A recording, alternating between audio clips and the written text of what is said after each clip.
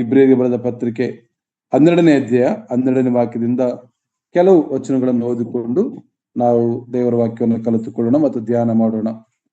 ಆದುದರಿಂದ ಜೋಲು ಬಿದ್ದ ಕೈಗಳನ್ನು, ನಡುಗುವ ಮೊಣಕಾಲುಗಳನ್ನು ಸುಧಾರಿಸಿಕೊಳ್ಳಿರಿ. ನಿಮ್ಮ ಕಾಲುಗಳಿಂದ ನೆಟ್ಟಗೆ ಮುಂದೆ ನಡೆಯಿರಿ. ಹೀಗೆ ಮಾಡಿದರೆ ಕುಂಟು ಕಾಲು ಉಳುಕಿ ಹೋಗದೆ ವಾಸಿಯಾಗುವುದು.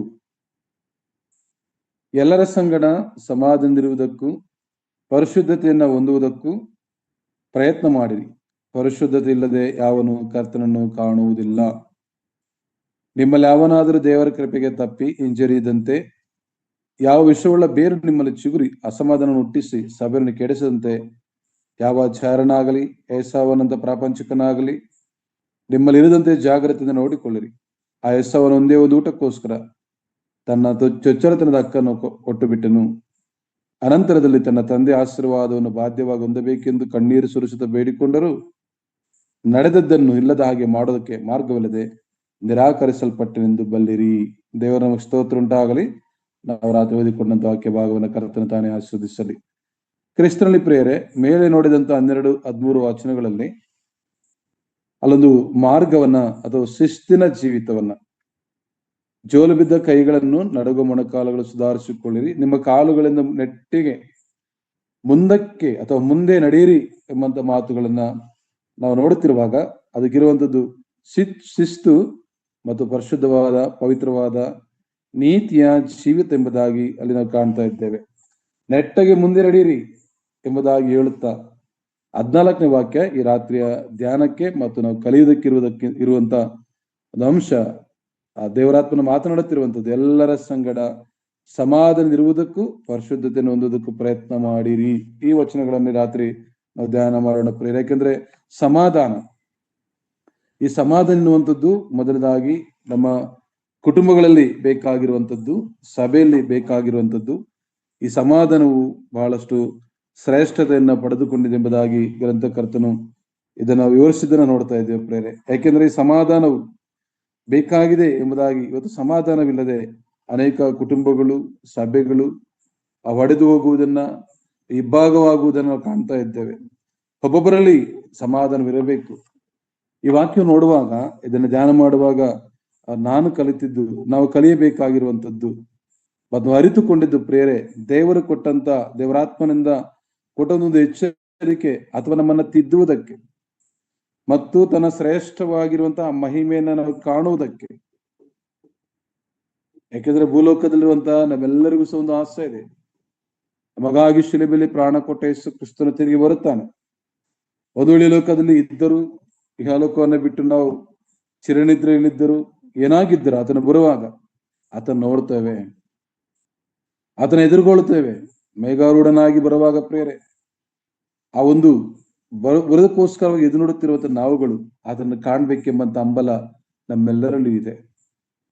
ಕಾಣಬೇಕಾದರೆ, ನೋಡಬೇಕಾದರೆ, ಆತನ ಜೊತೆಯಲ್ಲಿ ನಾವು ಇರಬೇಕಾದರೆ, ಆ ಶ್ರೇಷ್ಠವಾದಂತಹ ಒಂದು ಆಳ್ವಿಕೆಯಲ್ಲಿ, ಆ ಪರಿಶುದ್ಧವಾಗಿರುವಂತ ಸಂಭ್ರಮದಲ್ಲಿ ಆತನ ಜೊತೆಯಲ್ಲಿ ನಾವು ಕಾಣಿಸಿಕೊಳ್ಳಬೇಕಾದರೆ, ಈ ಲೋಕದಲ್ಲಿರುವಾಗಲೇ ನಮ್ಮಲ್ಲಿರಬೇಕಾಗಿರುವಂತ ಮತ್ತು ನಾವು ಕಲಿತುಕೊಳ್ಳಬೇಕಾಗಿರುವಂತ ವಿಷಯಗಳನ್ನ ದೇವರಾತ್ಮನು ಸ್ಪಷ್ಟವಾಗಿ ತನ್ನ ಭಕ್ತರ ಮುಖಾಂತರವಾಗಿ, ತನ್ನ ಆರಿಸಲ್ಪಟ್ಟಂತ ಸೇವಕರ ಮುಖಾಂತರವಾಗಿ ಈ ಪರಿಶುದ್ಧ ಗ್ರಂಥವನ್ನ, ಸತ್ಯವೇದವನ್ನ ನಮ್ಮ ಕೈಗಳಲ್ಲಿ ಕೊಟ್ಟು ಅನುದಿನವೂ ನಮ್ಮ ಆತ್ಮೀಯ ಜೀವಿತವನ್ನ ನಾವು ಉತ್ತೇಜನ ಪಡಿಸಿಕೊಳ್ಳಲು, ನಾವು ಕರ್ತನಡೆಗೆ ನಮ್ಮನ್ನು ಸಿದ್ಧ ಮಾಡಿಕೊಳ್ಳಲು ಶ್ರೇಷ್ಠವಾಗಿರುವಂತ ಒಂದು ವಾಕ್ಯವನ್ನು ನಮ್ಮಲ್ಲಿ ಇಟ್ಟಿದ್ದಾನೆ ಪ್ರೇರೆ. ಪ್ರತಿನಿತ್ಯ ವಾಕ್ಯವನ್ನು ಕೇಳಿಸಿಕೊಳ್ಳುವಾಗ ನಮ್ಮಲ್ಲಿ ಒಂದು ಪರಿವರ್ತನೆ, ಒಂದು ಬದಲಾವಣೆ. ಅನಿಸ್ತೇನೆ ಈ 2026ನೇ ವರ್ಷದ ಈ ದಿನದಲ್ಲಿ ದೇವರು ನಮ್ಮೊಟ್ಟಿಗೆ ಮಾತಾಡುವಂಥದ್ದು, ಮೊದಲನೇದಾಗಿ ಪ್ರತಿಯೊಂದು ದಿನಕ್ಕೂ ವಾಗ್ದಾನಗಳಿವೆ ಪ್ರೇರೆ. ಕ್ಷಣ ಕ್ಷಣಕ್ಕೂ ಆತನು ವಾಗ್ದಾನ ಮಾಡಿದ್ದಾನೆ, ನಮ್ಮ ನಡೆಸುತ್ತಾನೆ, ಕಾಯುತ್ತಾನೆ, ಕಾಪಾಡುತ್ತಾನೆ. ನಡೆಸಲ್ಪಡುವ ನಾವುಗಳು, ಆತನಿಂದ ಕರೆಯಲ್ಪಟ್ಟಂತವರು, ಆರಿಸಲ್ಪಟ್ಟವರು. ಇಲ್ಲಿ ಬಹಳ ಸ್ಪಷ್ಟವಾಗಿರುವಂತ ಒಂದು ಮಾತೇನೆಂದರೆ ಎಲ್ಲರ ಸಂಗಡ. ಮೊದಲಾಗಿ ಸಮಾಧಾನದಿಂದ ಇರುವುದನ್ನು ನಾವು ಕಲಿತುಕೊಳ್ಳಬೇಕು. ಎಲ್ಲರೊಟ್ಟಿಗೂ ಪ್ರೀತಿಯಿಂದ, ಐಕ್ಯತೆಯಿಂದ, ಅನ್ಯೋನ್ಯತೆಯಿಂದ. ಈ ಸಮಾಧಾನ ಎನ್ನುವಂಥದ್ದು ಬಹಳ ಶ್ರೇಷ್ಠವಾಗಿದೆ ಪ್ರೇರೆ. ಯಾಕೆಂದ್ರೆ ಇವತ್ತು ಈ ಸಮಾಧಾನ ಎಂಬ ಒಂದು ಪದವು, ಈ ಸಮಾಧಾನ ಎಂಬುದು ಗುಣವು, ಲಕ್ಷಣವಿಲ್ಲದೆ ಅನೇಕ ಜನರು, ಎಷ್ಟೋ ಕುಟುಂಬಗಳು, ಗಂಡ ಹೆಂಡತಿ ನಡುವೆ ಸರಿಯಾದ ಸಂಬಂಧಗಳು, ಅದರ ಸಮಾಧಾನವಿಲ್ಲದೆ ಒಬ್ಬರೊಬ್ಬರು ತೆಗೆದುಕೊಳ್ಳುವ ತೀರ್ಮಾನಗಳು, ಒಬ್ಬರು ಮಾಡುವುದನ್ನ ಮತ್ತೊಬ್ಬರು ಒಪ್ಪಿಕೊಳ್ಳದೆ ಅಸಮಾಧಾನ, ಅದರ ಮಧ್ಯದಲ್ಲಿ ಬರುವಂಥದ್ದು ಹೊಟ್ಟೆ ಕಿಚ್ಚು, ಕೋಪ, ಈ ದ್ವೇಷ ಇವೆಲ್ಲವೂ ಸೇರಿ ಇವತ್ತು ಕುಟುಂಬಗಳು ಒಡೆದೋಗ್ತಾ ಇರ್ತವೆ. ಮತ್ತು ತಂದೆ ತಾಯಿಗಳು ಎಷ್ಟೋ ಜನ ಇವತ್ತು ಸಮಾಧಾನವಿಲ್ಲದವರಾಗಿದ್ದಾರೆ. ಕಾರಣ ತಾವು ಎತ್ತು ಸಾಕಿ ಬೆಳೆಸಿದ ಮಕ್ಕಳು, ಅವರಿಷ್ಟವಾಗಿ ಹೋಗುವ ಮಕ್ಕಳ ವಿಷಯದಲ್ಲಿ ಸಮಾಧಾನವಿಲ್ಲದೆ. ಪ್ರೇರೆ, ಇವತ್ತು ಸಮಾಧಾನ ಎಂಬಂತ ಒಂದು ಪದವನ್ನ, ಈ ಒಂದು ಗುಣವನ್ನ ನಾವು ನೋಡ್ತೇವೆ. ಒಂದು ತೆಲುಗಲ್ಲಿ ಒಂದು ಹಾಡು ಬರೆಯಲ್ಪಟ್ಟಿದೆ, ಸಮಾಧಾನ ಎಕ್ಕಡ ಉಂದನಿ ಜಗಮಂತ ವೇದಿಕೆಯನ್ನು ಜನರಂದನೆ ಅಡಿಗೆ ಎಂಬುದಾಗಿ ಒಂದು ಹಾಡಿದೆ ಪ್ರೇರೆ. ಈ ಸಮಾಧಾನ ಎಲ್ಲಿದೆ ಎಂಬುದಾಗಿ. ಹಾಗಾದ್ರೆ ಪ್ರೇರೆ, ಯಾಕೆಂದ್ರೆ ನಾವು ಈ ಸಮಾಧಾನವನ್ನು ಕಂಡುಕೊಳ್ಳುವುದಕ್ಕೂ ಈ ಸಮಾಧಾನ ಪಡೆದುಕೊಳ್ಳುವುದಕ್ಕೂ ಮೊದಲು ಪರಿಶುದ್ಧತೆಯನ್ನು ಹೊಂದಬೇಕೆಂಬುದಾಗಿ ನೋಡ್ತೇವೆ ಪ್ರೇರೆ. ಸಮಾಧಾನ ಇರುವುದಕ್ಕೂ ಪರಿಶುದ್ಧತೆಯನ್ನು ಹೊಂದುವುದಕ್ಕೂ ಪ್ರಯತ್ನ ಮಾಡಿರಿ. ಹಾಗಾದ್ರೆ ಈ ಸಮಾಧಾನ ಸಿಕ್ಕುವಂಥದ್ದು ನಮ್ಮ ಸಮಾಧಾನ ಕರ್ತನು ಪರಿಶುದ್ಧನಾದ ಯೇಸು ಸ್ವಾಮಿಯು, ಕರುಣೆಯುಳ್ಳವನು, ಕೃಪೆಯುಳ್ಳವನು, ಕನಿಕರವುಳ್ಳವನು, ದಯವುಳ್ಳಂತ ಆ ಕ್ರಿಸ್ತನ ಬಳಿಗೆ ಬಂದಾಗ ಈ ಸಮಾಧಾನವನ್ನು ನಾವು ಹೊಂದಿಕೊಳ್ತೇವೆ. ಮತ್ತು ಸಮಾಧಾನ ಹೊಂದಿಕೊಳ್ಳುವಂತ ನಾವುಗಳು ಆ ಸಮಾಧಾನ ಪ್ರಭುವಾಗಿರುವಂತ ಮಹೋನ್ನತನಾದ ಕ್ರಿಸ್ತನ ಕಾಣಬೇಕಾದರೆ ನಾವು ನೋಡ್ತಾ ಇದ್ದೇವೆ 15ನೇ ವಾಕ್ಯದಲ್ಲಿ, ಪರಿಶುದ್ಧತೆ ಇಲ್ಲದೆ ಯಾವನು. ಇಲ್ಲಿ ಶ್ರೇಷ್ಠವಾದ ಮಾತು ನಮ್ಮನ್ನ ಪರೀಕ್ಷೆ ಮಾಡಿಕೊಳ್ಳುವಂಥದ್ದು. ಒಂದು ವೇಳೆ ನಾವು ಈ ಲೋಕದ ಯಾತ್ರೆಯಲ್ಲಿ, ಈ ಭೂಯಾತ್ರೆಯಲ್ಲಿ, ಈ ಶರೀರ ಭಾವದಲ್ಲಿ, ಈ ಮಾಂಸ ಮಾತ್ರ ಜೀವನದಲ್ಲಿ ಇರುವಾಗ ಎಲ್ಲಾದರೂ ನಾವು ತಪ್ಪು ದೋಷಗಳನ್ನ ಮಾಡಿದ್ದರೆ ಅಥವಾ ಎಡವಿದ್ದರೆ ನಮ್ಮನ್ನ ಪರಿಶೀಲಿಸಿಕೊಂಡವರಾಗಿ ಹಿಂಜರಿದು ಹೋಗದೆ ನಾವು ಸಿದ್ಧರಾಗುವುದಕ್ಕೋಸ್ಕರವಾಗಿ, ನಮ್ಮನ್ನ ಸಿದ್ಧತೆ ಮಾಡೋದಕ್ಕೋಸ್ಕರವಾಗಿ ನಮ್ಮ ಮುಂದಿರೋದು ಒಂದು ಕನ್ನಡಿ ಸತ್ಯವೇದ. ಹಾಗಾದ್ರೆ ರಾತ್ರಿ ಕಲಿಯುವಂಥದ್ದು ಕರ್ತನನ್ನ ಕಾಣಬೇಕು. ಆ ಮಹಿಮೆಯ ರಾಜ್ಯದಲ್ಲಿ, ಆ ಶ್ರೇಷ್ಠವಾದ ದೇವರ ಸನ್ನಿಧಾನದಲ್ಲಿ ನಾವುಗಳು ಇರಬೇಕಾದ್ರೆ ಈ ಭೂಲೋಕದಲ್ಲಿರುವಾಗ, ಯಾಕೆಂದ್ರೆ ಈಗಾಗಲೇ ನಾವು ಪ್ರಕಟಣೆ ಗ್ರಂಥದ 7 ಸಭೆಗಳ ಬಗ್ಗೆ ನಾವು ಕೇಳಿಸ್ಕೊಳ್ತಾ ಇದ್ದೇವೆ. ಒಂದೊಂದು ಸಭೆಯಲ್ಲಿ ತನಗಿರುವಂತ ಮೊದಲಿನ ಪ್ರೀತಿಯನ್ನ ನೀನು ಕಳೆದುಕೊಂಡಿದ್ದೀವಿ, ಎಲ್ಲಿಂದ ಬಿದ್ದಿದ್ದೀವಿ ಎಂಬುದಾಗಿ ಯಾವುದನ್ನ ನಾವು ಕಳೆದುಕೊಂಡಿದ್ದೇವೆ, ಎಲ್ಲಿ ನಾವು ಜಾರಿದ್ದೇವೆ, ಎಲ್ಲಿ ಅವಿಧರಾಗಿದ್ದೇವೆ ಪರೀಕ್ಷೆ ಮಾಡಿಕೊಂಡು ಪರಿಶೀಲಿಸಿಕೊಂಡು ದೇವರಾತ್ಮಲ್ಲಿ ಬೆಳೆಯುವುದಕ್ಕೆ ಕೊಡಲ್ಪಟ್ಟಂತ ಮತ್ತು ಶ್ರೇಷ್ಠವಾಗಿರುವಂತದ್ದು ಗ್ರಂಥವು ಇಬ್ರಿಯ ಗ್ರಂಥವಾಗಿದೆ ಪ್ರೇರೆ. ಹೊಸ ಒಡಂಬಡಿಕೆಯಲ್ಲಿ ಹಿಂಜರಿದ ಯೆಹೂದ್ಯರ ಕುರಿತಾಗಿ ಗ್ರಂಥಕರ್ತನ ಹೇಳುವಾಗ ಪರಿಶುದ್ಧತೆಯನ್ನು ಹೊಂದಬೇಕು, ಮಾತ್ರವಲ್ಲ ಶ್ರೇಷ್ಠವಾದ ಕರ್ತನ ಮಹಿಮೆಯನ್ನು ಕಾಣಬೇಕೆಂಬುದಾಗಿ ಆಶೀರ್ವಾದಾದರೆ ಇಲ್ಲಿ ಬರೆಯಲ್ಪಟ್ಟಂತ ಒಂದು ಮಾತು ಒಂದು ಸಮಾಧಾನದಿರಬೇಕಾಗಿದೆ. ಮೇಲ್ಗಡೆ ನೋಡುವಾಗ ಶಿಸ್ತು ಅನುಸರಿಸಬೇಕು, ಪರಿಶುದ್ಧತೆಯನ್ನ ಕಾಪಾಡಿಕೊಳ್ಳಬೇಕು, ನೀತಿಯ ಮಾರ್ಗದಲ್ಲಿ ನಡೆಯಬೇಕು, ನೇರವಾಗಿ ನಡೆಯಬೇಕು. ಕಷ್ಟಗಳು, ಸೋಲುಗಳು, ಅವಮಾನಗಳು, ನಿಂದೆಗಳು ಬಂದಾಗಿ ಸೋತು ಹೋಗದೆ, ಕುಗ್ಗಿ ಹೋಗದೆ ಆ ಒಂದು ಮುಂದೆ ನೋಡುತ್ತಾ ನಡೆಯುವಾಗ, ಯಾಕೆಂದ್ರೆ ನಾವು ಅನೇಕ ಸಾರಿ ಒಂದು ಉದಾಹರಣೆಯಾಗಿ ನಾವು ತೆಗೆದುಕೊಳ್ಳುವಾಗ ಭಕ್ತನಾಗಿರುವ ಯೋಬನು ಆ ನೀತಿವಂತನು, ಪರಿಶುದ್ಧನು, ಯಥಾರ್ಥವಂತನು. ಆದರೂ ಯೋಬನ ಒಂದು ಆ ಪರಿಶೋಧನೆಯ ವೇಳೆಯಲ್ಲಿ ಸೈತಾನದಿಂದ ಶೋಧಿಸಲ್ಪಡುವಾಗ ಆ ಯೋಬನಲ್ಲಿದ್ದದ್ದು ಸಮಾಧಾನದ ಮಾತನ್ನ ನಾನು ನೆನಪಿಗೆ ತರ್ತೇನೆ. ಯೋಬನ ಗ್ರಂಥ 2ನೇ ಅಧ್ಯಾಯದ 9ನೇ ವಾಕ್ಯ ಹೀಗೆ ಬರೆಯಲ್ಪಟ್ಟಿದೆ, ಹೀಗಿರುವಲ್ಲ ಅವನ ಹೆಂಡತಿ ಅವನಿಗೆ, ನಿನ್ನ ಯಥಾರ್ಥವನ್ನು ಇನ್ನೂ ಬಿಡಲಿಲ್ಲವೋ, ದೇವರನ್ನ ದೂಷಿಸಿ ಸಾಯಿ ಹಿಂದೆ ಹೇಳಿದಳು. ಆ ಶೋಧನೆ ಆಗಿರುವಂತ ಎಲ್ಲವನ್ನ ಕಳೆದುಕೊಂಡಂತ ಯೋಬನಿಗೆ ಧೈರ್ಯ ಕೊಡಬೇಕಾಗಿರುತ್ತದೆ ಸಹಪಾಠಿಗಳೆಂಬುದಾಗಿ ನೋಡ್ತೇವೆ ಪ್ರೇರೆ. ಧೈರ್ಯವನ್ನು ಕೊಡಬೇಕು. ಈಗಿನ ಕಾಲದಲ್ಲಿ ನೋಡ್ತೇವೆ, ಒಂದು ವೇಳೆ ಏನನ್ನು ಕಳೆದುಕೊಂಡಂತ ಒಂದು ಸಮಯದಲ್ಲಿ ಕುಟುಂಬದಲ್ಲಿ ಆಯ್ತು, ಒಂದು ವೇಳೆ ಅದು ನಮಗೆ ಆ ದೇವರು ಅನುಗ್ರಹ ಮಾಡಲಿಲ್ಲವೇನೋ, ಮತ್ತೊಮ್ಮೆ ದೇವ್ರು ಕೊಡ್ತಾರೆ, ಪ್ರಾರ್ಥನೆ ಮಾಡೋಣ, ದೇವ್ರಿಗೆ ಇಷ್ಟ ಇದ್ರೆ ದೇವ್ರ ಚಿತ್ತದಂತೆ ನಡೆದುಕೊಳ್ಳೋಣ, ಯಾಕೆ ಚಿಂತೆ ಮಾಡುತ್ತೆ ಎಂಬುದಾಗಿ ಸಹಕಾರ ಮಾಡುವ ಸಹಪಾಠಿಗಳೇ ಬೇಕು. ಆದ್ರಲ್ಲಿ ಆಗಿರುವಂತ ವಿಷಯ ನಾವು ಧ್ಯಾನ ಮಾಡುವಾಗ ಯೋಬನನ್ನ ದೂಷಣೆ ಮಾಡೋದಕ್ಕೋಸ್ಕರವಾಗಿ ಒಂದು ವೇಳೆ ಸೈತಾನನು ಯೋಬನ ಹೆಂಡತಿಯನ್ನ ಉಪಯೋಗಿಸಿಕೊಂಡಿದ್ದಾನೆ. ಅದು ಇಲ್ಲಿ ಕಲಿಯುವಂಥದ್ದು, ಈ ರಾತ್ರಿಯ ಈ ಸಂದೇಶಕ್ಕಾಗಿ ನಾವು ಕಲಿಯುವಂಥದ್ದು, ಅರ್ಥ ಮಾಡಿಕೊಳ್ಳುವಂಥದ್ದು, ಆ ದೂಷಣೆ ಮಾಡುವಂತ ಹೆಂಡತಿಯನ್ನ, ತಿರಸ್ಕಾರ ಮಾಡುವಂತ ಹೆಂಡತಿಯನ್ನ, ಬೈಯುತ್ತಿರುವಂತ ಹೆಂಡತಿಯನ್ನ ಸಮಾಧಾನದ ರೀತಿಯಲ್ಲಿ ತಿದ್ದಿದಂತ ಯೋಬನು. ಇಲ್ಲಿ ನೋಡ್ತೇವೆ, ಆಗ ಯೋಬನು ಆಕೆಗೆ, ಮೂರ್ಖಳು ಮಾತಾಡದಂತೆ ನೀನು ಮಾತಾಡುತ್ತಿ, ದೇವರ ಹಸ್ತದಿಂದ ನಾವು ಒಳ್ಳೆಯದನ್ನ ಹೊಂದುತ್ತೇವೆ ಅಷ್ಟೇ, ಕೆಟ್ಟದ್ದನ್ನು ಹೊಂದಬಾರದು. ಎಷ್ಟೊಂದು ಸಮಾಧಾನಕರವಾಗಿ ಈ ಒಂದು ಅಧ್ಯಾಯದಲ್ಲಿ ಧ್ಯಾನ ಮಾಡುವಾಗ ಯೋಬನಿಗೆ ಏನಾದರೂ ಉಳಿದಿದೆ ಎಂಬುದಾಗಿ ನೋಡ್ತೇವೆ. ಎಲ್ಲವನ್ನ ಕಳೆದುಕೊಂಡಿದ್ದಾನೆ. ಆ ಸಮಯದಲ್ಲಿ ಸಹ ಸಮಾಧಾನಕರವಾಗಿ, ನಿಧಾನವಾಗಿ, ಯಥಾರ್ಥವಾಗಿ. ಕಾರಣ ಯಾಕೆಂದ್ರೆ ಕೆಳಗಡೆ ಬರುವಂತ ಒಂದು ವೇಳೆಯಲ್ಲಿ 10ನೇ ವಾಕ್ಯ ಬರೆಯಲ್ಪಟ್ಟಿದ್ದೇವೆ, ಈ ಸಂದರ್ಭದಲ್ಲಿಯೂ ಪಾಪದ ಮಾತೊಂದು ಅವನ ತುಟಿಗಳಿಂದ ಹೊರಡಲಿಲ್ಲ ಎಂಬುದಾಗಿ ನೋಡ್ತೇವೆ. ಕಾರಣ ಇಲ್ಲಿ ಸಹ ಯೋಬನು ಪಾಪ ಮಾಡಲಿಲ್ಲ. ತನ್ನ ಪರಿಶುದ್ಧತೆಯನ್ನ 1ನೇ ಅಧ್ಯಾಯದಲ್ಲಿ ಯೋಬನು ಯಾರಾಗಿದ್ದಾನೋ ಅದನ್ನ ಕಾಪಾಡಿಕೊಳ್ಳುತ್ತಿದ್ದಾನೆ. ಎಲ್ಲವನ್ನು ಕಳೆದುಕೊಂಡಂತ ಸಮಯದಲ್ಲಿ ಸಮಾಧಾನವಾದ ಹೃದಯ, ಮನಸ್ಸಿಗೆ ಒಂದು ಸಮಾಧಾನ, ಏನಿದ್ದರೂ ಇಲ್ಲದೆ ಹೋದರು ನನ್ನ ಕರ್ತನು ನನ್ನ ನಡೆಸುತ್ತಾನೆ. ದೇವಜನರು ಯಾವಾಗ ಒಂದು ಮನೆಯಲ್ಲಿ ಒಂದು ವೇಳೆ ಅನೇಕ ಸಾರಿ ತಿರಸ್ಕಾರಗಳು, ನಿಂದೆಗಳು ಬರುವಾಗಲೂ ಪ್ರೀತಿಯಿಂದ ಅದನ್ನು ತಿದ್ದುಕೊಳ್ಳುವಾಗ, ಸಮಾಧಾನಕರವಾದ ರೀತಿಯಲ್ಲಿ ಉತ್ತರ ಕೊಡುವಾಗ ಅದು ಸಮಾಧಾನವಾಗಿರುತ್ತದೆ.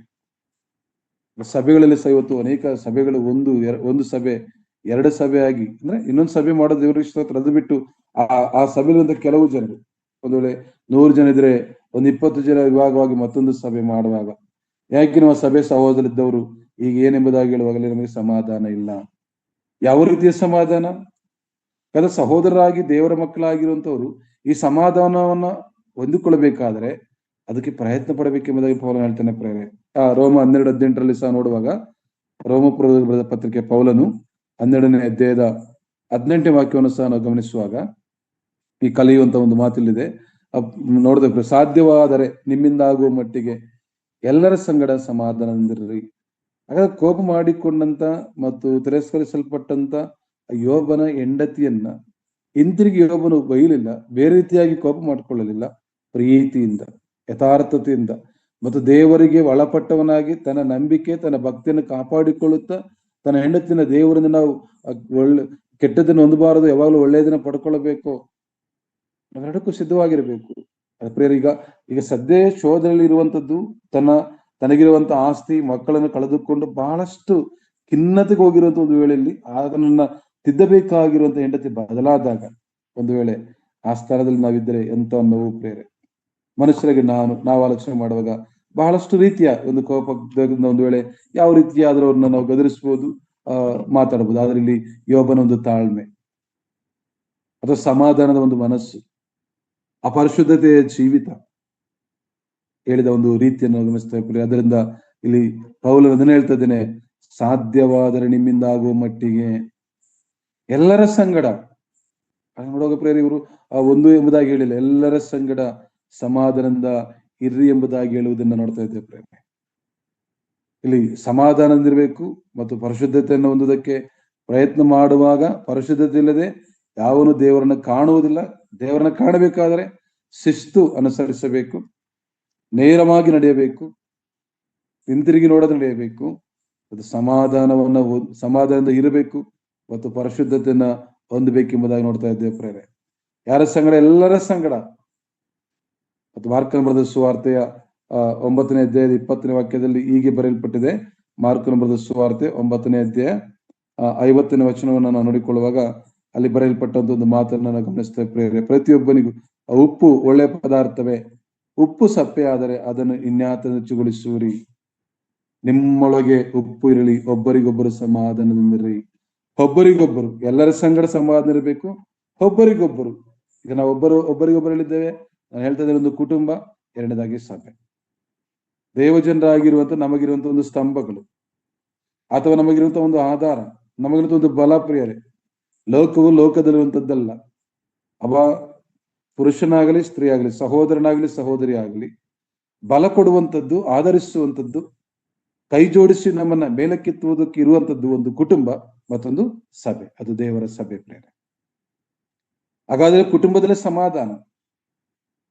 ಒಂದು ವೇಳೆ ಒಬ್ಬರು ನೋವಿನಲ್ಲಿರುವಾಗ, ದುಃಖದಲ್ಲಿರುವಾಗ, ಒಂದು ವೇಳೆ ಶಾರೀರಿಕವಾಗಿ ಬಲಹೀನವಾಗಿರುವಾಗ, ಯಾವುದಾದ್ರೂ ಕಷ್ಟಗಳಿಂದ, ಕಾಯಿಲೆಗಳಿಂದ ಅವರು ಬಿದ್ದು ಹೋಗಿರುವಂತ ಒಂದು ಕಷ್ಟಕ್ಕೊಳಗಾಗುವ ವೇಳೆಯಲ್ಲಿ ಅವರ ಬಲಪಡಿಸುವುದಕ್ಕೆ, ಸಂತೈಸುವುದಕ್ಕೆ, ಸಮಾಧಾನ ಪಡಿಸುವುದಕ್ಕೆ ಒಬ್ಬರಿಗೊಬ್ಬರು ಸಮಾಧಾನ ಮಾಡುವವರಾಗಿರಬೇಕು. ಧೈರ್ಯವಾಗಿರು, ಕರ್ತನು ಆತನೆಂದಿಗೂ ನಮ್ಮನ್ನ ಕೈ ಬಿಡುವುದಿಲ್ಲ. ಅನೇಕ ವಾಕ್ಯಗಳಿವೆ ಪ್ರೇರೆ. ಇಸ್ರಾಯೇಲನ್ನು ಕಾಯುವ ಆತನು ತೂಕಡಿಸುವುದಿಲ್ಲ, ನಿದ್ರಿಸುವುದಿಲ್ಲ ಎಂಬುದಾಗಿ ದೇವರ ವಾಕ್ಯಗಳಿಂದ ಬಲಪಡಿಸಿ ಸಂತೈಸುವಂಥದ್ದು, ಸಮಾಧಾನ ಪಡಿಸುವಂಥದ್ದು. ಕರ್ತನ ಯೇಸು ಹೇಳ್ತಿದ್ದಾನಲ್ಲಿ, ನಿಮ್ಮೊಳಗೆ ಉಪ್ಪು ಇರಲಿ, ಒಬ್ಬರಿಗೊಬ್ಬರು ಸಮಾಧಾನದಿಂದ ಇರ್ರಿ ಎಂಬುದಾಗಿ ನೋಡ್ತಾ ಇದ್ದೇವೆ. ಒಂದು ಸಮಾಧಾನದ ಒಂದು ಮಾತುಗಳನ್ನ ನಾವು ಗಮನಿಸ್ತಾ ಇದ್ದೇವೆ. ಸಮಾಧಾನ ಪಡಿಸುವಂತವರು, ಸಮಾಧಾನವನ್ನ ಹೊಂದಿಕೊಳ್ಳುವಂತವರು ನಾವಾಗಿರಬೇಕೆಂಬುದಾಗಿ ನಾವು ನೋಡ್ತಾ ಇದ್ದೇವೆ. ಎಲ್ಲರ ಸಂಗಡ ಸಮಾಧಾನದಿಂದ ನಾವಿರಬೇಕಾಗಿದೆ. ಒಬ್ಬರಿಗೊಬ್ಬರು ಸಮಾಧಾನ ಇರಬೇಕಾಗಿದೆ. ಯಾಕೆಂದ್ರೆ ಅದು ದೇವರ ಒಂದು ಉದ್ದೇಶವಾಗಿದೆ, ಆತನ ಒಂದು ಆಜ್ಞೆಯು ಅಥವಾ ಅದನ್ನೊಂದು ನಿಯಮ ಆಗಿದೆ ಎಂಬುದಾಗಿ ನಾವು ನೋಡ್ತಾ ಇದ್ದೇವೆ. ಎಲ್ಲರ ಸಂಗಡ ಸಮಾಧಾನ ಇರಬೇಕಾಗಿದೆ ಮತ್ತು ಒಬ್ಬರಿಗೊಬ್ಬರು ಸಮಾಧಾನವಾಗಿರಬೇಕು. ಮತ್ತೆಲ್ಲರ ಪ್ರಯತ್ನ ಮಾಡಿರಿ ಮತ್ತು ನಿಮ್ಮಿಂದ ಆಗುವ ಮಟ್ಟಿಗೆ ಎಂಬುದಾಗಿ ನೋಡ್ತಾ ಇದ್ದೇವೆ. ಸಮಾಧಾನ ಇರಬೇಕೆಂಬುದಾಗಿ ನಾವು ಗಮನಿಸ್ತಾ ಇದ್ದೇವೆ. ಮತ್ತೆ 1 ಥೆಸಲೋನಿಕ 5ನೇ ಅಧ್ಯಾಯದ 13ನೇ ವಾಕ್ಯ ಹೀಗೆ ಬರೆಯಲ್ಪಟ್ಟಿದೆ. ಪೌಲನು ಬರೆಯಲ್ಪಟ್ಟಂತ ಪತ್ರಿಕೆ ಅಲ್ಲಿ ನೋಡ್ತೇವೆ. 1 ಥೆಸಲೋನಿಕ 5ನೇ ಅಧ್ಯಾಯದ 13ನೇ ವಾಕ್ಯ. ಇಲ್ಲಿ ಸಹ ಪೌಲನು ಹೇಳುವಂಥದ್ದು, ನಿಮಗೆ ಬುದ್ಧಿ ಹೇಳುತ್ತಾರೋ ಅವರನ್ನ ಲಕ್ಷಿಸಿ ಅವರ ಕೆಲಸ ನಿಮಿತ್ತ ಅವರನ್ನ ಪ್ರೀತಿಯಿಂದ ಬಹಳವಾಗಿ ಸನ್ಮಾನ ಮಾಡಬೇಕೆಂದು ನಿಮ್ಮನ್ನು ಬೇಡಿಕೊಳ್ಳುತ್ತೇವೆ. ನಿಮ್ಮೊಳಗೆ ಸಮಾಧಾನವಾಗಿರ್ರಿ. ಇಲ್ಲಿ ಅನೇಕ ವಿಷಯಗಳನ್ನು ಕೊಟ್ಟಿದ್ದಾನೆ. ಮುಖ್ಯಸ್ಥರಾಗಿರುವಂತವರ ವಿಷಯದಲ್ಲಿ, ಸಭಾ ಹಿರಿಯರಾಗಿರುವಂತ ಒಂದು ವಿಷಯದಲ್ಲಿ, ಸಭಾ ಸುವಾರ್ಥಿಕರು ಮತ್ತು ಮನೆಯಲ್ಲಿ ಹಿರಿತ ನಡೆಸುವಂತ ತಂದೆ ತಾಯಿಗಳ ವಿಷಯದಲ್ಲಿ ಮತ್ತು ಪ್ರತಿಯೊಬ್ಬರು ನೋಡುವಾಗ ಪ್ರೇರೆ ನಿಮ್ಮ ಮೇಲೆ ಮುಖ್ಯಸ್ಥರಾಗಿದ್ದು ನಮಗೆ ಬುದ್ಧಿ ಹೇಳುತ್ತಾರೋ. ಈ ದಿನಗಳಲ್ಲಿ ಬುದ್ಧಿ ಹೇಳುವುದು ಬಹಳ ಕಷ್ಟ. ಯಾರು ಬುದ್ಧಿ ಹೇಳ್ತಾರೋ, ಯಾರು ಒಳ್ಳೆಯದನ್ನು ತಿಳಿಸ್ತಾರೋ ಅವರ ಬೇಗ ಬಿಟ್ಟು ಹೋಗ್ತಾರೆ, ಅವ್ರಿಗೂ ದೂರ ಆಗ್ತಾರೆ. ಅಲ್ಲಿ ವಾಕ್ಯ ಹೇಳುತ್ತಿದೆ ಮತ್ತು ಗ್ರಂಥಕರ್ತನು ಹೇಳುತ್ತಿದ್ದಾನೆ, ನಿಮಗೆ ಬುದ್ಧಿ ಹೇಳುತ್ತಾರೋ ಅವರನ್ನ ಲಕ್ಷಿಸಿ ಅವರ ಕೆಲಸ ನಿಮಿತ್ತ ಅವರನ್ನ ಪ್ರೀತಿಯಿಂದ ಬಹಳವಾಗಿ ಸನ್ಮಾನ ಮಾಡಬೇಕೆಂದು ನಿಮ್ಮನ್ನು ಬೇಡಿಕೊಳ್ಳುತ್ತೇವೆ. ಮತ್ತು ನಿಮ್ಮೊಳಗೆ ಸಮಾಧಾನವಾಗಿರ್ರಿ. ನಿಮ್ಮೊಳಗೆ ಸಮಾಧಾನವಾಗಿರ್ರಿ ಎಂಬಂತ ಪದಗಳನ್ನ ನಾವು ಒತ್ತಿ ಕಾಣ್ತೇವೆ. ಗ್ರಂಥಕರ್ತನು ಹೇಳುವಾಗ ಈ ಸಮಾಧಾನ ಎಂಬ ಒಂದು ಪದ ಸತ್ಯವೇದದಲ್ಲಿ ಸುಮಾರು 250 ಸಾರಿ ಬರೆಯಲ್ಪಟ್ಟಿದೆ ಎಂಬುದಾಗಿ ನಾವು ಗಮನಿಸ್ತೇವೆ ಪ್ರೇರೆ. ಸಮಾಧಾನವಾಗಿರಿ ಎಂಬಂತ ಒಂದು ಪದವನ್ನ ಸುಮಾರು 250 ಸಾರಿ ಈ ಒಂದು ಸತ್ಯವೇದದಲ್ಲಿ ಬರೆಯಲ್ಪಟ್ಟಿದೆ. ಅದರಲ್ಲಿ ಹೆಚ್ಚಿನದಾಗಿ ನೋಡುವಾಗ ಬಹಳಷ್ಟು ಸಾರಿ 90 ಸಾರಿ ಎಂಬುದಾಗಿ ನಾವು ಗಮನಿಸ್ತೇವೆ ಪ್ರೇರೆ. ಯಾಕೆಂದ್ರೆ ಕರ್ತನಾದ ಯೇಸು ಕ್ರಿಸ್ತನು ಆ ಪರ್ವತ ಪ್ರಸಂಗ ಮಾಡುವಾಗ ಅದನ್ನು ಹೇಳಿದಂತ ಒಂದು ಶ್ರೇಷ್ಠವಾದ ಮಾತುಗಳನ್ನ ನಾವು ಗಮನಿಸ್ತೇವೆ ಪ್ರೇರೆ. 5ನೇ ಅಧ್ಯಾಯದ 9ನೇ ವಾಕ್ಯದಲ್ಲಿ ಅದನ್ನು ಹೇಳಿದ್ದು, ಸಮಾಧಾನ ಪಡಿಸುವವರು ಧನ್ಯರು, ಅವರ ದೇವರ ಮಕ್ಕಳನ್ನು ಎನಿಸಿಕೊಳ್ಳುವರು ಎಂಬುದಾಗಿ ನೋಡ್ತೇವೆ ಪ್ರೇರೆ. ಸಮಾಧಾನ ಪಡಿಸ್ಬೇಕು. ಈಗಾಗಲೇ ನೋಡುವಾಗ ಯೋಬನನ್ನ ಸಮಾಧಾನ ಪಡಿಸಬೇಕಾದ ಹೆಂಡತಿ ಸಮಾಧಾನ ಪಡಿಸದೆ, ಆಕೆ ಗರ್ವ ಎಂಬುದಾಗಿ ನಾನು ಹೇಳ್ತಾ ಇಲ್ಲ, ಆದರೆ ಆಕೆಯು ಪ್ರೀತಿ ಮಾಡದಾಗೆ ಆ ನೋವಿನಲ್ಲಿ ಇನ್ನೂ ಚುಚ್ಚುವುದಕ್ಕೋಸ್ಕರವಾಗಿ ಸೈತಾರನು ಪ್ರೇರಾದರೆ ನಾವು ದೇವ ಜನರಾಗಿದ್ದೇವೆ. ಯಾಕಂದ್ರೆ ದೇವರಿಗೆ ಒಳಪಟ್ಟವರಾಗಿದ್ದೇವೆ. ಕರ್ತನಾದ ಯೇಸು ಕ್ರಿಸ್ತನ ಅಂಗೀಕಾರ ಮಾಡಿಕೊಂಡಿದ್ದೇವೆ. ನಮ್ಮಲ್ಲಿ ದೇವರಾತ್ಮ ಪರಿಶುದ್ಧಾತ್ಮ ನಮ್ಮಲ್ಲಿ ವಾಸ ಮಾಡುತ್ತಿದ್ದಾನೆ. ಪವಿತ್ರಾತ್ಮದಿಂದ ಮುದ್ರಿಸಲ್ಪಟ್ಟಿದ್ದೇವೆ. ಪರಿಶುದ್ಧ ದೇವರ ಮಕ್ಕಳೆಂಬ ನಿರ್ಣಯವನ್ನು ಪಡೆದುಕೊಂಡಿದ್ದೇವೆ. ಯಾಕೆಂದ್ರೆ ರೋಮಪತ್ರಿಕೆ 8ನೇ ಅಧ್ಯಾಯ 1ನೇ ವಾಕ್ಯ ನೋಡುವಾಗ, ಆದುದರಿಂದ ಈಗ ಕ್ರಿಸ್ತೇಸು ಇದ್ದವರಿಗೆ ಅಪರಾಧ ನಿರ್ಣಯ ಇಲ್ಲವೇ ಇಲ್ಲ ಎಂಬುದಾಗಿ ಪ್ರೇರೆ. ಸಮಾಧಾನ ಪಡಿಸುವವರು ಧನ್ಯರು ಕೇಳಿಸಿಕೊಳ್ಳುವಾಗ ಇವತ್ತು ಬಹಳಷ್ಟು ಬೆರಳೆಣಿಕೆಯಷ್ಟು ಜನ ಸಿಗುವುದು ಕಷ್ಟವಾಗಿದೆ ಪ್ರೇರೆ. ಎಲ್ಲಿ ವೈರತ್ವ ಇದೆಯೋ, ದ್ವೇಷ ಇದೆಯೋ, ಎಲ್ಲಿ ಜಗಳಗಳು, ಎಲ್ಲಿ ಅಸೂಯೆಗಳು, ಯಾವ ಕುಟುಂಬ ಹೊಡೆದು ಹೋಗ್ತಾ ಇದೆಯೋ, ಯಾವ ಸಭೆ ಹೊಡೆದು ಹೋಗ್ತಾ ಇದೆಯೋ, ಯಾವ ಸಂಸ್ಥೆಗಳು ಪ್ರೇರೆ ಅವ್ರನ್ನ ಒಟ್ಟುಗೂಡಿಸಿ ಪ್ರಯತ್ನ ಮಾಡಿರಿ ಎಂಬುದಾಗಿ ನೋಡ್ತಾ ಇದ್ದೇವೆ. ಪ್ರಯಾಸ ಪಡರಿ, ಪ್ರಯತ್ನ ಮಾಡಿ ಅವ್ರನ್ನ ಒಂದು ಕುಟುಂಬವನ್ನಾಗಿರ್ಬೋದು. ಈಗ ಅನೇಕ ಕುಟುಂಬಗಳು ನೋಡುವಾಗ ಬಹಳಷ್ಟು ಒಡೆದು ಹೋಗುವಂತ ಒಂದು ಸ್ಥಿತಿ. ಬಹಳಷ್ಟು ದಿನಗಳ ಕಾಲ ಈ ಕಾಲಗಳಲ್ಲಿ ಆಗುವಂತ ಒಂದು ವಿವಾಹಗಳು ಕೆಲವೇ ದಿನಗಳಲ್ಲಿ ಒಡೆದು ಹೋಗ್ತಾ ಇದ್ದಾರೆ. ಅಂತ ಯವನಸ್ಥರನ್ನ ಗುರುತಿಸಿ ಅವರನ್ನ ಸಮಾಧಾನ ಮಾಡಿ, ಯಾಕಂದ್ರೆ ಸಮಾಧಾನ ಪಡಿಸುವವರು, ಅವ್ರನ್ನ ಒಟ್ಟುಗೂಡಿಸುವಂತವ್ರು, ಅವ್ರನ್ನ ಐಕ್ಯತೆ ಮಾಡುವಂತವ್ರು ಬೇಕಾಗಿದೆ ಪ್ರೇರೆ. ಅದೇ ಆ ಸಮಾಧಾನದ ಕರ್ತನ ಮಟ್ಟಿಗಿರುವಾಗ ನಾವು ಸಮಾಧಾನವನ್ನು ಪಡಿಸಬೇಕು. ಸಮಾಧಾನವನ್ನ, ಪರಿಶುದ್ಧತ್ವವನ್ನು ಹೊಂದುವುದಕ್ಕೆ ಪ್ರಯತ್ನ ಮಾಡಬೇಕು. ಎಲ್ಲರ ಸಂಗಡ ಸಮಾಧಾನ ಇರಬೇಕು. ಒಬ್ಬರಿಗೊಬ್ಬರು ಸಮಾಧಾನವುಳ್ಳವರಾಗಿರಬೇಕು. ಯಾಕೆಂದ್ರೆ ಪ್ರೇರೆ ಈ ಒಂದು ಮಾತುಗಳನ್ನ ನೋಡುವಾಗ ಯೆಶಾಯ 32ನೇ ಅಧ್ಯಾಯ, ಯೆಶಾಯನ ಪ್ರವಾದನೆ ಗ್ರಂಥ 32ನೇ ಅಧ್ಯಾಯ 17ನೇ ವಾಕ್ಯ ಹೀಗೆ ಬರೆಯಲ್ಪಟ್ಟಿದೆ. ನಾವು ನೋಡೋಣ. 32ನೇ ಅಧ್ಯಾಯ 17ನೇ ವಾಕ್ಯದಲ್ಲಿ ನಾವು ಗಮನಿಸುವಾಗ ಹೇಳುವಂಥದ್ದು, ಧರ್ಮದಿಂದ ಸಮಾಧಾನ ಫಲಿಸುವುದು, ಶಾಂತಿ ನಿರ್ಭಯಗಳು ಧರ್ಮದ ನಿತ್ಯ ಪರಿಣಾಮವಾಗಿರುವು. ಇಲ್ಲಿ ಗಮನಿಸೋಣ ಪ್ರೇರೆ. ಧರ್ಮದಿಂದ ಎಲ್ಲಿ ಸಿಗುತ್ತದೆ ಸಮಾಧಾನ? ಈ ಸಮಾಧಾನ ಯಾರಲ್ಲಿ ಬರುತ್ತದೆ? ಈಗೋ ಸಮಾಧಾನದ ಪ್ರಭು ಕರ್ತನಾದ ಯೇಸು ಕ್ರಿಸ್ತನನ್ನ ಹಿಡಿದುಕೊಡುವಂತ ಇಸ್ಕರಿಯೋತ ಜೊತೆಯಲ್ಲಿದ್ದರು.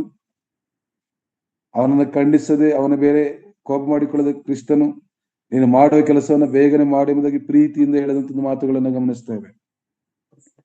ಕರ್ತನ ಯೇಸು ಕ್ರಿಸ್ತನ ಮಕ್ಕಳನ್ನ ಕಂಡ್ರೆ ಅವ್ರನ್ನ ಕೊಲ್ಲಬೇಕೆಂಬುದಾಗಿ ಒಂದು ಪರ್ಮಿಷನ್ ಲೆಟರ್ ತೆಗೆದುಕೊಂಡು ಹೋಗುತ್ತಿದ್ದ ಸೌಲನು ಬಿದ್ದಾಗ ಕ್ರಿಸ್ತನು ಸೋಲನೆಂಬುದಾಗಿ ಪ್ರೀತಿಯಿಂದ ಸಮಾಧಾನಕರವಾಗಿ ಪೌಲನ ಕರೆದಂತನ ಶಬ್ದವನ್ನು ಕೇಳಿಸಿಕೊಳ್ತೇವೆ ಪ್ರಿಯರೇ.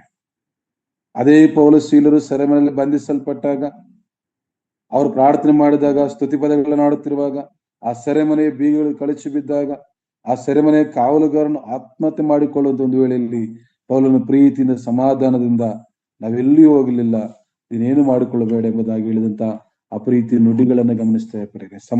ಅವನ ಆತ್ಮಹತ್ಯೆ ಮಾಡಿಕೊಳ್ಳಬಾರದು, ಅವನನ್ನು ಸಮಾಧಾನ ಮಾಡುತ್ತಿದ್ದಾರೆ. ಯಾಕೆ ಅವನಿಗೆ ಭಯ ಉಂಟಾಗಿದೆ. ಎಲ್ಲಿ ಸೆರೆ ಯಜಮಾನ ಅವನು ನನಗೆ ಶಿಕ್ಷೆ ಕೊಡುತ್ತಾನೆಂಬ ಭಯದಲ್ಲಿ ಅವನು ತಾನಿರುವುದೇ ಬೇಡ, ಇವರು ತಪ್ಪಿಸಿಕೊಂಡು ಹೋಗಿದ್ದಾರೆ ಎಂಬುದಾಗಿ ಭಯಪಟ್ಟು ಅಂಜಿ ಹೆದರಿ ಅವನು ಕೊನೆಗೆ ಆತ್ಮಹತ್ಯೆ ಮಾಡಿಕೊಳ್ಳುವ ನಿರ್ಧಾರಕ್ಕೆ ಬಂದಂತ ವೇಳೆಯಲ್ಲಿ ಸಮಾಧಾನಕರವಾಗಿ, ಸಂತೋಷಕರವಾಗಿ, ಯಥಾರ್ಥವಾಗಿ ಒಂದು ವೇಳೆಯಲ್ಲಿ ಅವರು ನೋಡು ನಮ್ಮ ದೇವರೆಂತವನಾಗಿದ್ದಾನೆ, ನಿಮ್ಮಂತವರಿಗೆ ಬೇಕಾದ್ರೆ ಮಾಡುತ್ತೆ ಎಂಬುದಾಗಿ ಎದುರಿಸದೆ, ಅವರಿಗೆ ಭಯವನ್ನು ಹುಟ್ಟಿಸದೆ ಪ್ರೀತಿಯಿಂದ ಪ್ರಿಯರೇ ಆ ಸಮಾಧಾನದ ವಿಷಯವನ್ನು ನಾವು ಗಮನಿಸ್ತೇವೆ. ಯೋಬನ ಒಂದು ಸಮಾಧಾನದ ಒಂದು ಮಾತು, ಇನ್ನು ಅನೇಕರಿದ್ದಾರೆ ಪ್ರಿಯರೇ. ನಮ್ಮ ಸಮಯಕ್ಕೆ ತಕ್ಕ ಹಾಗೆ ನಾನು ಕೂಡಿಸಿಕೊಂಡಿದ್ದೆ. ಯಾಕೆಂದ್ರೆ ಧರ್ಮದಿಂದ ಸಮಾಧಾನ ಫಲಿಸುವುದು, ಶಾಂತಿ ನಿರ್ಭಯಗಳು ಧರ್ಮದ ನಿತ್ಯ ಪರಿಣಾಮವಾಗಿರುವ ಎಂಬುದಾಗಿ ಇಲ್ಲಿ ನಾವು ಗಮನಿಸ್ತಾ ಇದ್ದೇವೆ ಪ್ರಿಯರೇ. ಸಮಾಧಾನದ ಒಂದು ಜೀವಿತ, ಸಮಾಧಾನ ಪಡಿಸುವಂಥದ್ದು, ಸಮಾಧಾನವನ್ನ ಹೊಂದಿಕೊಳ್ಳುವುದನ್ನು ಗಮನಿಸ್ತಾ ಇದ್ದೇವೆ. ಮತ್ತು ನೋಡುವಾಗ 2 ಕೊರಿಂಥಿ 13:11 ವಾಕ್ಯದಲ್ಲಿ ಗಮನಿಸುವಾಗ, ಕೊರಿಂಥರಿಗೆ ಪೌಲನು ಬರೆದಂತ 2ನೇ ಪತ್ರಿಕೆ 13ನೇ ಅಧ್ಯಾಯದ 11ನೇ ವಾಕ್ಯದಲ್ಲಿ ನಾವು ಗಮನಿಸುವುದಾದರೆ ಇಲ್ಲಿ ನೋಡುತ್ತೇವೆ, ಕಡೆ ಮಾತಿನ ಸಹೋದರರೇ, ಸಂತೋಷ ಪಡಿರಿ, ಕ್ರಮಪಡಿಸಿಕೊಳ್ಳಿರಿ, ಧೈರ್ಯವುಳ್ಳವರಾಗಿರಿ, ಒಂದೇ ಮನಸ್ಸುಳ್ಳವರಾಗಿರ್ರಿ, ಸಮಾಧಾನದಿಂದ ಇರ್ರಿ ಎಂಬುದಾಗಿ ನೋಡ್ತಾ ಇದ್ದೇವೆ. ಸಮಾಧಾನದಿಂದ ಇರ್ರಿ, ಈ ಒಂದು ಒಳ್ಳೆಯ ಮಾತುಗಳು, ಸಮಾಧಾನವನ್ನ ಹೊಂದಿಕೊಳ್ಳಬೇಕು, ಸಮಾಧಾನವಾಗಿ ಜೀವಿಸ್ಬೇಕೆಂಬುದಾಗಿ ನಾವು ಗಮನಿಸ್ತಾ ಇದ್ದೇವೆ. ದೇವರ ಒಂದು ಆಸೆಯನ್ನ, ಅದನ್ನ ಒಂದು ಬಯಕೆಯನ್ನ ಇಲ್ಲಿ ನಾವು ಗಮನಿಸ್ತಾ ಇದ್ದೇವೆ. ಕಡೇ ಮಾತು ಎಂಬುದಾಗಿ ನೋಡ್ತಾ ಇದ್ದೇವೆ.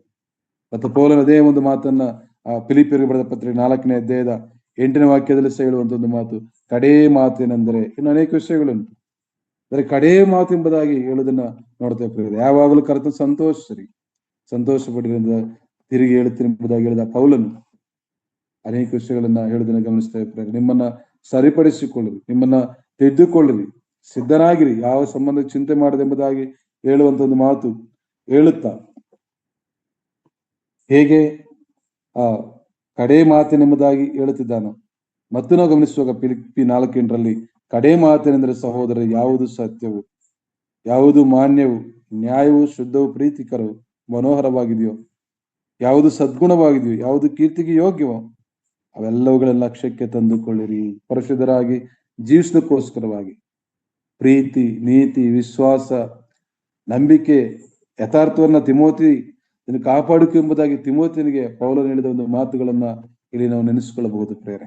ಯಾಕೆಂದ್ರೆ ಈ ದಿನ ಕೂಡಿ ಬಂದಿರುವಂತಹ ನಾವೆಲ್ಲರೂ ಈ ಭೂಯಾತ್ರೆಯಲ್ಲಿ ಕ್ರಿಸ್ತನ ಮಕ್ಕಳಾಗಿ ಜೀವಿಸುತ್ತಿರುವಂತ, ಎಷ್ಟೇ ಕಷ್ಟಗಳು, ಸೋಲುಗಳು, ನಿಂದೆಗಳು, ಅವಮಾನಗಳು ಏನೇ ಆದರೂ ನಾವೆಲ್ಲರೂ ಸಹ ನೋಡುತ್ತಿರುವಂತದ್ದು ನಮ್ಮ ಕರ್ತನಾದ ಯೇಸು ಕ್ರಿಸ್ತನು 2025 ವರ್ಷಗಳಿಂದ ಭೂಲೋಕಕ್ಕೆ ಮಾನವ ರಕ್ಷಣೆಗೋಸ್ಕರವಾಗಿ ಪರವನ್ನ ಬಿಟ್ಟು ಮನುಷ್ಯವನಾಗಿ ಬಂದಾಗ ಆತನ ಅನೇಕ ಅದ್ಭುತಗಳನ್ನು ಮಾಡಿದನು, ಅನೇಕರು ನೋಡಿದರು ಎಂಬುದಾಗಿ ನೋಡ್ತಾ ಇರ್ತೇವೆ. ಅನೇಕರು ಅದನ್ನ ಕಣ್ಣಾರೆ ಕಂಡ್ರು, ಅದ್ಭುತಗಳನ್ನು ಮಾಡುವುದನ್ನ, ಆ ಶಿಲುಬೆಯಲ್ಲಿ ತಾನು ಹೊಂದಿದ ಶ್ರಮೆಯನ್ನ. ಹಾಗಾದರೆ ಇಂತಹ ಕ್ರಿಸ್ತನು ತಿರುಗಿ ರಾಜನಾಗಿ, ಮಹೋನ್ನತನ ದೇವರು ಆ ತೇಜೋಮಯನಾಗಿರೋ ಕ್ರಿಸ್ತನು ತಿರುಗಿ ಬರುವಾಗ ಆತನ ನೋಡಬೇಕೆಂಬ ಒಂದು ಆಸೆ ನಮ್ಮೆಲ್ಲರಲ್ಲಿ ಒಂದು ಆಸೆ ಇದೆ ಪ್ರೇರೆ. ಹಾಗಾದ್ರೆ ಆತನ ನೋಡ್ಬೇಕು, ಆತನ ಸಂಗಡ ಜೀವಿಸ್ಬೇಕು, ಆತನೊಟ್ಟಿಗೆ ಇರಬೇಕೆಂಬ ಹಂಬಲ ಇರುವಂತ ನಾವುಗಳು, ನೋಡಲೇಬೇಕೆಂಬ ಆಸೆ ಇರುವಂತವರಿಗೆ ಇರಬೇಕಾದ ಲಕ್ಷಣಗಳು, ಒಂದು ಸಮಾಧಾನ ಪಡಿಸುವವರಾಗಿರಬೇಕು, ನಾವು ಸಮಾಧಾನ ಹೊಂದಿದವರಾಗಿರಬೇಕು, ನಮ್ಮಲ್ಲಿ ಸಮಾಧಾನದಿರಬೇಕು, ಒಬ್ಬರನ್ನೊಬ್ಬರ ಸಮಾಧಾನವಾಗಿ ನೋಡಬೇಕು. ಮಾತ್ರವಲ್ಲದೆ ಎರಡನೇ ನೋಡುವಾಗ ಪರಿಶುದ್ಧವಾದಂತ ಒಂದು ಜೀವಿತ. ಯಾಕೆಂದ್ರೆ ಪರಿಶುದ್ಧತೆ ಇಲ್ಲದೆ ಯಾವನು ಕರ್ತನನ್ನು ಕಾಣುವುದಿಲ್ಲ ಎಂಬುದಾಗಿ ನೋಡ್ತೇವೆ. ಶಿಸ್ತು, ಒಂದು ನೀತಿಯ ಮಾರ್ಗ, ಶಿಸ್ತು, ಪರಿಶುದ್ಧವಾದ ಜೀವಿತ. ಪರಿಶುದ್ಧತೆ ಇಲ್ಲದೆ ಯಾವನು ಕ್ರಿಸ್ತನನ್ನ ಕಾಣುವುದಿಲ್ಲ ಎಂಬುದಾಗಿ ನೋಡ್ತೇವೆ ಪ್ರೇರೆ. ಕೀರ್ತನೆ 85 10ನೇ ವಾಕ್ಯ ಹೀಗೆ ಬರೆಯಲ್ಪಟ್ಟಿದೆ. ಕೀರ್ತನೆ 85ನೇ ಕೀರ್ತನೆ 10ನೇ ಒಂದು ವಚನವನ್ನ ನಾವು ಗಮನಿಸುವಾಗ, ಕೀರ್ತನೆ 85:10, ಕೃಪೆಯು ಸತ್ಯವು ಒಂದನ್ನೊಂದು ಕೂಡಿರುವು, ನೀತಿಯು ಸಮಾಧಾನವು ಮುದ್ದಿಟ್ಟುಕೊಳ್ಳುವು ಎಂಬುದಾಗಿ ನೋಡ್ತೇವೆ ಪ್ರೇರೆ. ಕೃಪೆಯು ಸತ್ಯ ಒಂದೊಂದೊಂದು ಕೂಡಿರುವು, ನೀತಿಯು ಸಮಾಧಾನವು. ಏಕೆಂದ್ರೆ ಈ ನೀತಿ, ಪ್ರೀತಿ, ನಂಬಿಕೆ ನಮ್ಮನ್ನ ಕರ್ತನ ಬಳಿಗೆ ನಡೆಸುತ್ತದೆ. ಪ್ರಿಯ ದೇವಚಂದ್ರೆ, ಈ ರಾತ್ರಿ ವೇಳೆಯಲ್ಲಿ ಇಬ್ರಿಯ ಗ್ರಂಥಕರ್ತನು ಮಾತಾಡುವ ಒಂದು ಮಾತುಗಳು ಹಿಂಜರಿದಂತೆ ಯೆಹೂದ್ಯರಿಗಾಗಿದ್ದರು, ನಮಗಾಗಿ ಎಂಬುದಾಗಿ ತಿಳಿದುಕೊಂಡು. ಯಾಕೆಂದ್ರೆ ನಾವೆಲ್ಲರೂ ಪ್ರೇರೆ ಒಂದಲ್ಲ ಒಂದು ರೀತಿಯಲ್ಲಿ ನಮ್ಮ ಜೀವನದಲ್ಲಿ ಎಷ್ಟೋ ಸಾರಿ ನಾವು ಹಿಂಜರಿಯುವಂತ ಒಂದು ಅವಕಾಶಗಳು, ಅನೇಕ ವಿಷಯಗಳು ಇರುವಾಗ ನಾವು ತಿರುಗಿ ದೇವರ ಸನ್ನಿಧಿಗೆ ಬಂದು, ಯಾಕೆಂದ್ರೆ ಪ್ರೇರೆ ನಾವು ಕರ್ತರನ್ನ ಬಿಟ್ಟು ಏನು ಮಾಡಲು ಸಾಧ್ಯವಲ್ಲ. ಆತನ ಪ್ರೀತಿ, ಆತನ ದಯೆ, ಯೇಸು ಕ್ರಿಸ್ತನ ಎಂತವನು ನೋಡಬೇಕೆಂಬ ಆಸೆಯಿಂದ ಆಲದ ಮರವನ್ನು ಹತ್ತಿದಂತ ಒಂದು ಜಕ್ಕೈನನ್ನು ಗಮನಿಸುವಾಗ, ಆತ ನೋಡಬೇಕೆಂಬ ಒಂದು ಹಂಬಲ ಜಕ್ಕೈನಲ್ಲಿತ್ತು. ನೋಡಬೇಕೆಂಬ ಆಸೆ ಪ್ರೇರೆ ಇವತ್ತು ಕ್ರಿಸ್ತನು ತಿರುಗಿ ಬರುವಾಗ ನಾವು ಈ ಲೋಕದಲ್ಲಿದ್ದರೂ, ಲೋಕವನ್ನು ಬಿಟ್ಟರು, ನಮ್ಮ ನಿರೀಕ್ಷೆ ಇದೆ. ತಿರುಗಿ ಆತನು ತನ್ನ ರಾಜ್ಯವನ್ನು ಪಡೆದವನಾಗಿ ಆ ಮಹಿಮೆ ಸಿಂಹಾಸನದಿಂದ ಭೂಲೋಕಕ್ಕೆ ಆತನು ಆ ಪ್ರಧಾನ ದೂತರ ಶಬ್ದ ತಿರುಗಿ ಬರುವಾಗ ಆ ಸ್ವಾಮಿಯನ್ನು ಕಾಣ್ಬೇಕು. ಆ ಶಬ್ದದಲ್ಲಿ, ಆ ಸಂಭ್ರಮದ ಅನೇಕ ಹಾಡುಗಳನ್ನು ಆಡ್ತವೆ. ಅದನ್ನ ಸ್ತುತಿಸಬೇಕು. ಈ ಭೂಲೋಕದಲ್ಲಿ ಆರಾಧನೆ ಮಾಡುತ್ತಿರುವ ನಾವುಗಳು, ವಾಕ್ಯವನ್ನು ಹೇಳುತ್ತಿರುವಂತ ನಾವುಗಳು ಆತನೊಟ್ಟಿಗೆ ಸೇರಿ ಮತ್ತೆ ಅದನ್ನ ನೂತನ ಗೀತೆಗಳಿಂದ ಅದನ್ನು ಕೊಂಡಾಡ್ಬೇಕೆಂಬಂತ ಆಸೆ ನಮ್ಮಲ್ಲಿರುವಾಗ, ಪ್ರಿಯ ದೇವಚಂದ್ರೆ, ಈ ಲೋಕದಲ್ಲಿ ಸಿಕ್ಕುವಂತ ಎಲ್ಲಾ ನಿಂದೆಗಳು, ಅವಮಾನಗಳು, ಸೋಲು, ವ್ಯಾಧಿಗಳು, ಕಷ್ಟಗಳು, ಕಣ್ಣೀರು, ಸಂಕಟ ಎಲ್ಲವನ್ನು ಬಿಟ್ಟು ಸಮಾಧಾನದಿಂದ, ಏಕೆಂದ್ರೆ ಎಲ್ಲವನ್ನು ಕಳೆದುಕೊಂಡಂತ ಯೋಬನು ಹೇಳುವಂಥದ್ದು, ನಾನು ಬರುವಾಗ ಬೆತ್ತಲೆ, ನನ್ನ ತಾಯಿ ಗರ್ಭದಲ್ಲಿ ನಾನು ಭೂಲೋಕಕ್ಕೆ ಬರುವಾಗ ಹುಟ್ಟಿದ್ದು ನನ್ನೊಬ್ಬನೇ, ಏನು ತೆಗೆದುಕೊಂಡು ಬರಲಿಲ್ಲ, ಏನಿಲ್ಲದವನಾಗಿ ಹೋಗುತ್ತೇನೆ, ಯೆಹೋವನೇ ಕೊಟ್ಟನು, ಯೆಹೋವನೇ ತೆಗೆದುಕೊಂಡನು. ಆ ಸ್ವತಂತ್ರ ವೇಳೆಯಲ್ಲಿ ಪ್ರೇರೆ ಎಲ್ಲವನ್ನು ಕಳೆದುಕೊಂಡಾಗ ಆ ಸಮಾಧಾನ, ಆ ನೀತಿಯ ಜೀವಿತ, ಆ ಪರಿಶುದ್ಧತೆ ಮಾತ್ರ ಅಲ್ಲ, ತನ್ನ ತಿರಸ್ಕಾರ ಮಾಡಿದಂತ ಹೆಂಡತಿ ಸಂಗಡಲು. ಯಾಕೆಂದ್ರೆ ಪ್ರೇರೆ ಅವನು ಹೇಳ್ತಾನೆ, ಏನಿಲ್ಲದವನಾಗಿ ತಾಯಿ ಗರ್ಭದಿಂದ ಬಂದನು, ಏನಿಲ್ಲದವನಾಗಿಯೇ ಗತಿಸಿ ಹೋಗನು. ಇಲ್ಲೊಂದು ಸಮಾಧಾನ, ಮನಸ್ಸಿಗೆ ನೆಮ್ಮದಿ. ಅದು ಪ್ರೇರೆ. ಯಾಕಂದ್ರೆ ಅನೇಕ ವಿಷಯ ನೋಡ್ತೇವೆ, ಏನಾದ್ರೂ ಕಳೆದುಕೊಂಡ್ರು ಎಷ್ಟೋ ಜನರು ಆ ಕುಟುಂಬಗಳಲ್ಲಿ ಒಂದು ಏನಾದ್ರೂ ಕಳೆದುಕೊಂಡು, ವಸ್ತು ಕಳೆದುಕೊಂಡ್ರು, ಒಂದು ವೇಳೆ ಇರುವಂತವರನ್ನು ಕಳೆದುಕೊಂಡ್ರು, ಬಹಳ ಅದಕ್ಕೋಸ್ಕರವಾಗಿ ಚಿಂತಿಸುವಂತದ್ದು, ಊಟೋಪಚಾರಗಳನ್ನು ಬಿಟ್ಟು ದೇಹವನ್ನ ಕುಗ್ಗಿಸಿಕೊಳ್ಳುವುದನ್ನು ಗಮನಿಸ್ತೇವೆ. ಆದ್ರೆ ಎಲ್ಲವನ್ನು ಕಳೆದುಕೊಂಡಂತ ಯೋಬನ ತಾಳ್ಮೆ, ಆತನಿಗೆ ಸಮಾಧಾನವಿದೆ. ಆ ಸಮಾಧಾನದಲ್ಲಿ ಅವನು ಪರಿಶುದ್ಧನಾಗಿ ದೇವರ ಆ ಮಹಿಮೆಯನ್ನ ಕಾಣ್ಬೇಕೆಂಬ ಒಂದು ಆಸೆ ಅಥವಾ ಯಥಾರ್ಥವಾದಂಥದ್ದು ಭಕ್ತಿ ಇರುವಂತ ಯೋಬನನ್ನ ಗಮನಿಸ್ತೇವೆ.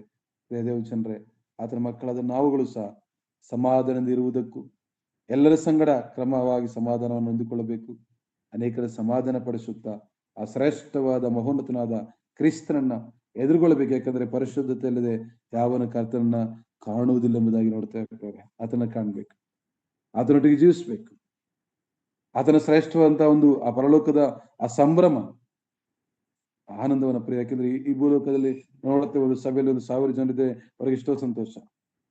ಕಳೆದ ಒಂದು 2019ರಲ್ಲಿ ಒಂದು ಸಭೆಗೆ, ವಿಶಾಖಪಟ್ಟಣ ಎಂಬ ಒಂದು ಸಭೆಗೆ ನನ್ನ ವಾಕ್ಯ ಸಂದೇಶಕ್ಕೆ ಕರೆಯಲ್ಪಟ್ಟಂತ ಒಂದು ವೇಳೆಯಲ್ಲಿ ಆ ಸಭೆಯಲ್ಲಿದ್ದಂತ ಒಂದು 2000 ಜನರ ಸಂಗಡ 3 ಕೂಟಗಳು ಒಂದೇ ದಿನದಲ್ಲಿ, ಒಂದೊಂದು ಕೂಟಕ್ಕೂ 2000 ಜನ ಪ್ರೇರೆ, ಸುಮಾರು 6000 ಜನರನ್ನ, ಅಷ್ಟು ಜನರೊಟ್ಟಿಗೆ ನಾನು ದೇವರ ವಾಕ್ಯ ಹಂಚುವಾಗ ನನಗಿದ್ದ ಒಂದು ಸಂತೋಷ, 2000 ಜನರಲ್ಲಿ ನಾನಿದ್ದೇನೆ. ಆಗ ಕರ್ತನ ಬರುವಾಗ ದೇವನ ಜನರೇ, ಭೂಲೋಕದ ಭೂಪ್ರಪಂಚದ ಎಲ್ಲಾ ಜನರು ದೇವರಿಂದ ಕರೆಯಲ್ಪಟ್ಟವರು ಸೇರಿ ಆ ಸಂಭ್ರಮದಲ್ಲಿರುವಾಗ ಪ್ರೇರೆ, ನಾವುಗಳಲ್ಲಿದ್ದರೆ ದೇವರಿಗೆ ಮಹಿಮೆ.